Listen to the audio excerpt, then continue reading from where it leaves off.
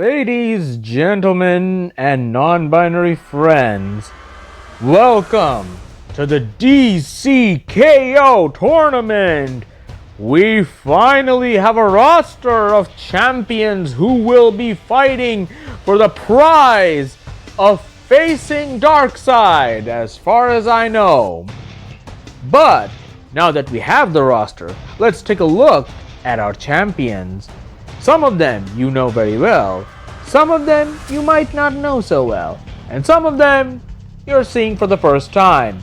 So, here's our primer on the 32 heroes from the DC Universe participating in the DC K.O event!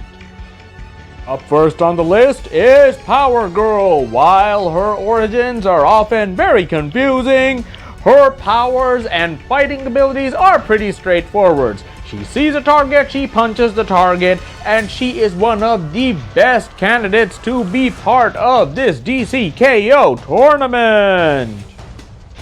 Next on the list, you know him, you love him. It's the Man of Steel himself. Nuff said. On from the Man of Steel himself, we have a regular man. But don't call him that, it's Lex Luthor. While he isn't exactly known for his bronze, he is certainly not lacking in the brains department, so expect him to pull off a trick or two in this tournament. It's Kryptonians galore as we have the Maid of Might Supergirl herself. She's fierce than Power Girl, depending on the writer. But don't expect her to back down from a challenge, even if she's pushed into a corner. Jefferson Pierce, aka Black Lightning, is a formidable foe not only because of his athletic capability, but because of his ability to zap his combatants into submission. Expect great things from this guy, folks. Speaking of guy, guess who's the only Green Lantern to make the cut for this tournament? I don't see Hal Jordan anywhere here now, do I? Moving on from a man with a massive ego, we have a woman who grows to a massive size. It's Giganta, who's sometimes a gorilla turned into a woman, but at this point we don't know what she is. Regardless, expect her to stomp her foes into the ground. Speaking of guys who get stomped into the ground, Captain Atom has not had a fun time in recent comic book history, being more boom and bust. However, expect the good captain to maybe put up a showing if the writers let him. We have a little lethal opponent for foes to face in Damian Wayne. This guy might be tiny, but look, he's trained by Batman and the League of Shadows. So let's see how he makes the most out of that training. And of course, here's his daddy. We don't really need to go over him, anyone, as anybody and their grandmother know who Batman is. Speaking of Batman's sons with rather violent streaks, here's the Red Hood. He's known for his gunplay, which his daddy disapproves of. I wonder how he'll get the most out of those guns in a tournament where most of the people he'll be facing will just be shrugging those off. Next up, we have Kate Kane. Trained by her father in military tactics, she better hope that those come in handy if she faces off against someone who can vaporize her flat. Still, don't underestimate her because she is just as capable a fighter as anyone else wearing that goddamn bat symbol. A bit of a twist, we have one of the oldest Flashes taking part of this tournament, and the only Flash, as Jay Garrick is gonna show off his experience in this brutal fighting tournament. Well, let's hope he manages to keep his bones together long enough to actually last. Speaking of people who could potentially be faster than Jay, here's Wonder Woman's foe, Cheetah. That makes two Wonder Woman foes, people. I sense something happening. Cheetah is known for her sharp claws, sharp wit, and general sharpness that'll leave you sliced and diced. Here's Cyborg, someone who in his life as Victor Stone has had experience playing in professional tournaments. He better hope that his experience comes in handy now, as he'll be needing it. While Giganta may be the one to grow in stature, there's only one person in this tournament who actually has big as part of her name. It's Big Barda, who is surprisingly the only new god to take part in this tournament. And hey look, it's one of Barda's JLA teammates, Plastic Man, who turned into her dress once.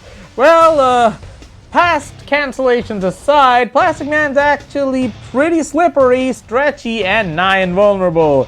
And he'll need it in this tournament of powerhouses.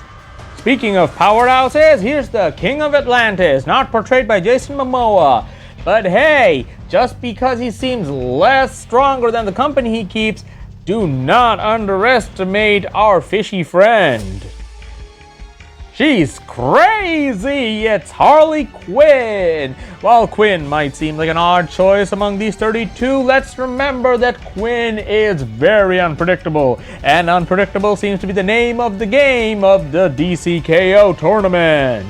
Of course, how could we have a tournament of strengths and measuring things without the main man taking part?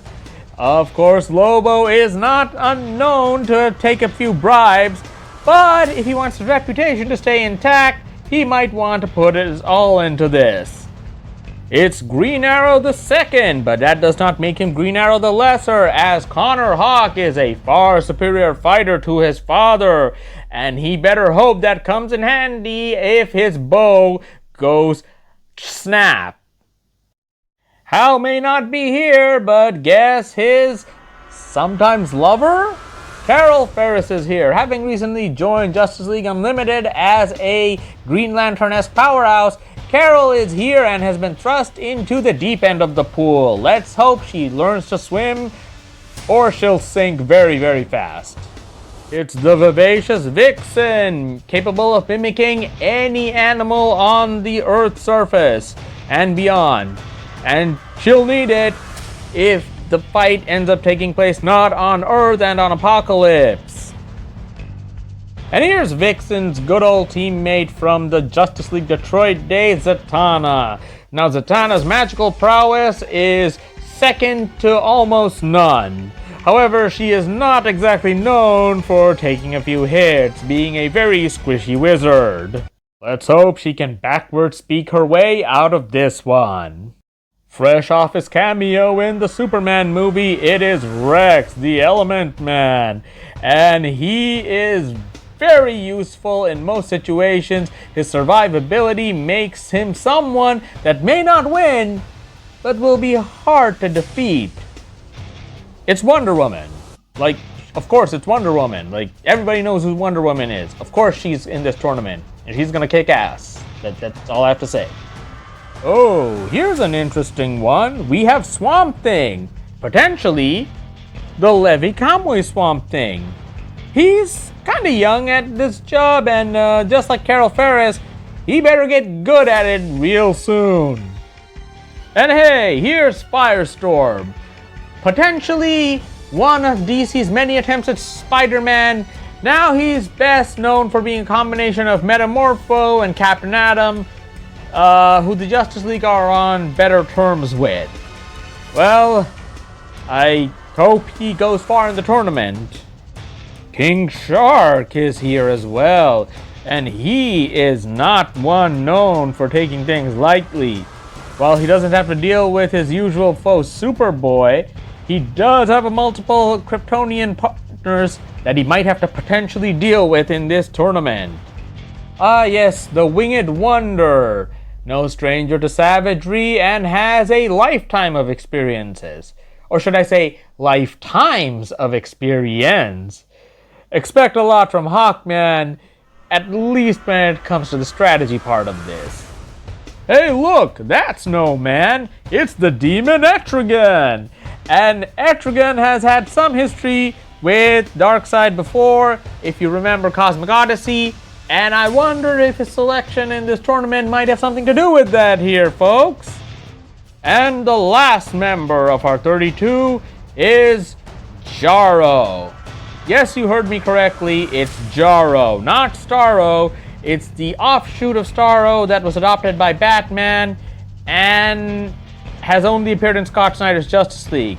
But He's a pretty cool character. Scott Snyder has confirmed that he will be returning, and I'm actually happy to see what he does.